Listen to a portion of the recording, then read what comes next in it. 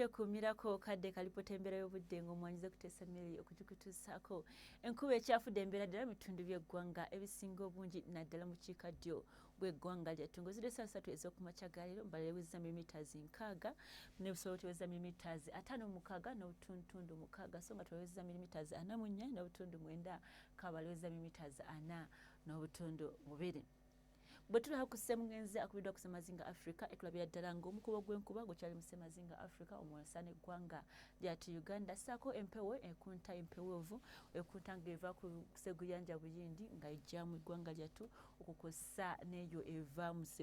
gabira g'e Congo y'enkuba gye tweyongedde okulaba ennaku zino naye ng'enkya ku makya tusuubira okuzuukuka n'akasana okwaka ng'we kakubaako mu bitundu by'eggwanga ebitalimu naddala eyo mu bimu ku bukiikakkono bw'eggwanga lyattu naye ng'ebisinga obungi ng'otaddeko n'ebyebulungudde ennyanja Nalubaale tubiraba nga bigenda kufunayo enkuba